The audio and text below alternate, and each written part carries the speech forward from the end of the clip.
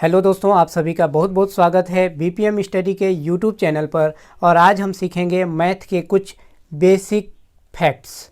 तो दोस्तों वीडियो को लास्ट तक ज़रूर देखिए, और अगर आप हमारे नए व्यूअर्स हैं तो चैनल को सब्सक्राइब करके बेल आइकन को प्रेस कर दीजिए ताकि हमारे द्वारा अपलोड वीडियो की नोटिफिकेशन आपको सबसे पहले मिले। तो आइए बिना देर किए शुरू करते हैं। दोस्तों देखिए, बेसिक मैथ की बात जहाँ तक है तो हम आज सीखेंगे, देखिए 0, 1, 2, 3, 4, 5, 6, 7, 8 एंड 9। ठीक है ना। 0, 1, 2, 3, 4, 5, 6, 7, 8 और 9। मेरे प्यारे दोस्तों, आपको मैं बताता चलूँ कि 0 से 9 तक यानी कुल ये 10 जो है इसको कहते हैं अंक, इसे कहते हैं अंक। और इन 0 से 9 तक के अंकों को दोस्तों दाशमिक पद्धति भी कहते हैं। क्या कहते हैं दोस्तों? दाशमिक पद्धति या दाशमिक संख्या।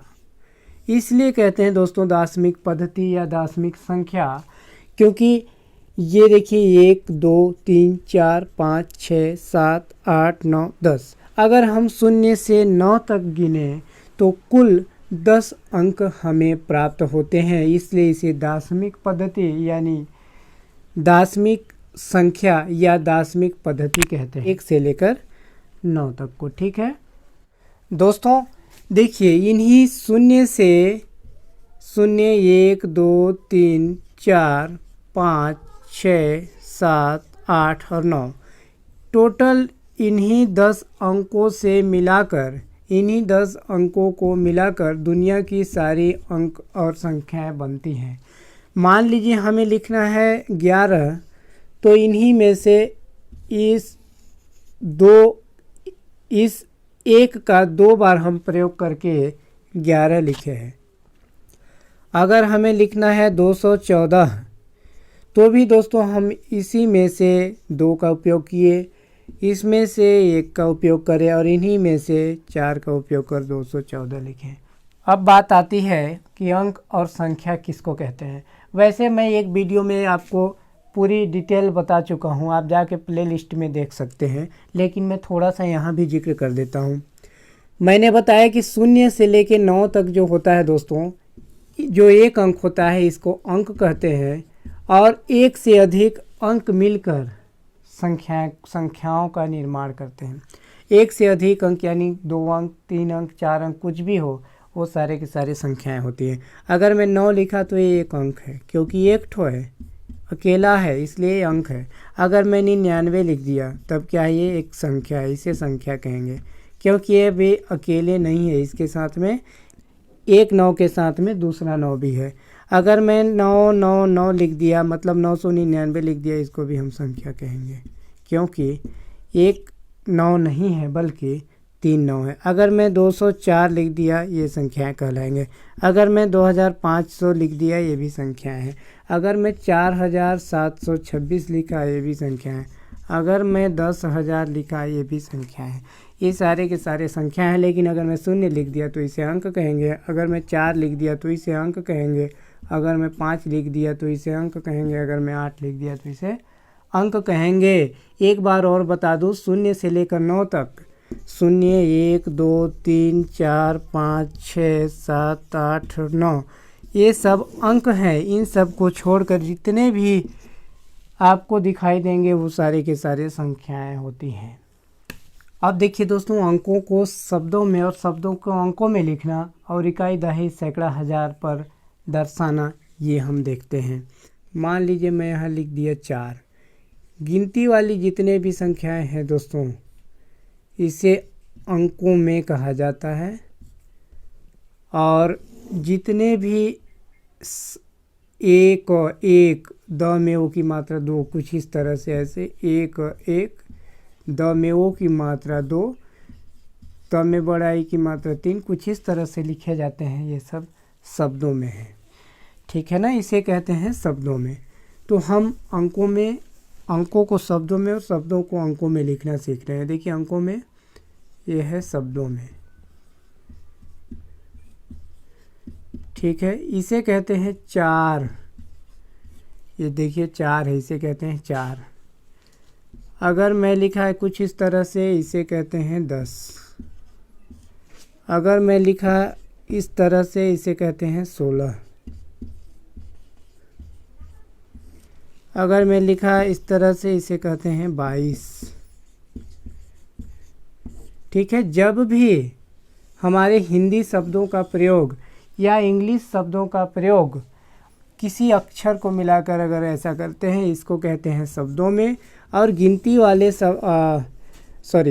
अगर गणित वाले कोई अंक या संख्याओं का प्रयोग करके लिखा जाता है, उसे कहते हैं अंकों में।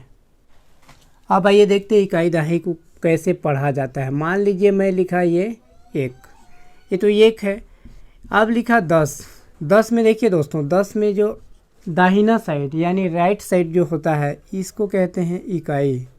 अंग्रेजी में इसे कहते हैं दोस्तों इकाई, और हिंदी में इसे कहते हैं दोस्तों इकाई, और अंग्रेजी में इसे कहते हैं वंस। और ये है दहाई।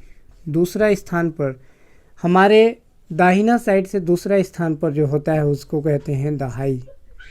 दाहिना साइड, हमारी दाहिना साइड से दूसरे स्थान पर जो होता है, उसको कहते हैं हम दहाई, अंग्रेजी में टेंस।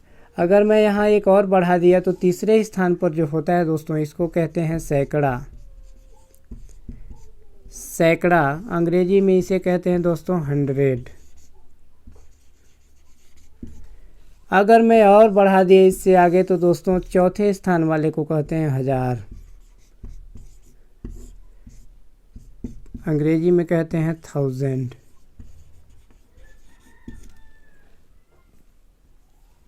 अगर मैं इससे और बढ़ाऊँ आगे दोस्तों, तो इसको कहते हैं 10,000। इसकी एक कंप्लीट वीडियो बना दी गई है, आप प्लेलिस्ट में जाकर देख सकते हैं। इसे अंग्रेजी में कहते हैं 10,000। ठीक है दोस्तों, थोड़ा सा टेढ़ा मेरा लिखावट हो सकता है, उस पर ध्यान मत दीजिएगा। ठीक है, अब देखिए दोस्तों, इन सबको मिलाकर पढ़ेंगे तो इकाई, दहाई, सैकड़ा, 1000, 10,000। ठीक है ना। 10,000, हमारा 10,000 कहाँ पे आ रहा है, ख़त्म कहाँ पर हो रहा है, 7 पर। 10,000 7 पर ख़त्म हो रहा है, मतलब इस दो अंकों को मिलाकर पढ़ते हैं, इसे कहेंगे 78,710। क्या कहेंगे दोस्तों इसको, 78,710। इसे पढ़ेंगे 78,710। तो दोस्तों, अगर आपको हमारा ये प्रयास अच्छा लगता है तो आप लाइक ज़रूर कीजिएगा। इसे कहते हैं 78,710। अब इसे अगर मैं मिटा दूं, देखिए इकाई, दहाई, सैकड़ा, 1000। 1000 कहाँ पे हमारा ख़त्म हुआ, 8 पर। 8 पर 1000 ख़त्म हुआ, इसलिए अब इसे पढ़ेंगे हम 8,710। क्या पढ़ेंगे दोस्तों, 8,710।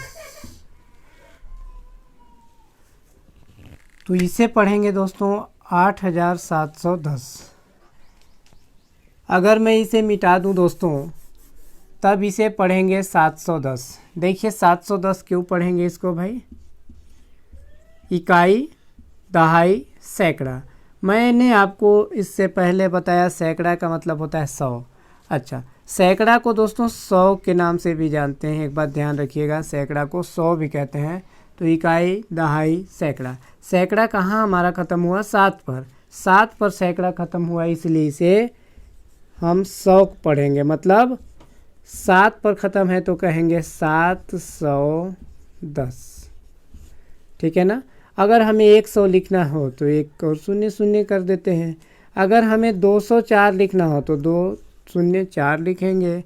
अगर हमें 3080 लिखना है तब ऐसे लिखेंगे। अब हम कैसे हमें पता चला कि ये 3080 है, देखिए दोस्तों, इकाई, दहाई, सैकड़ा, 1000। 1000 कहाँ पर ख़त्म हुआ, 1000 3 पर ख़त्म हुआ। 3 पर 1000 ख़त्म हुआ इसलिए इसे कहेंगे 3080। उम्मीद करता हूँ वीडियो आपको पसंद आई होगी। मिलेंगे अगली वीडियो में। नमस्कार।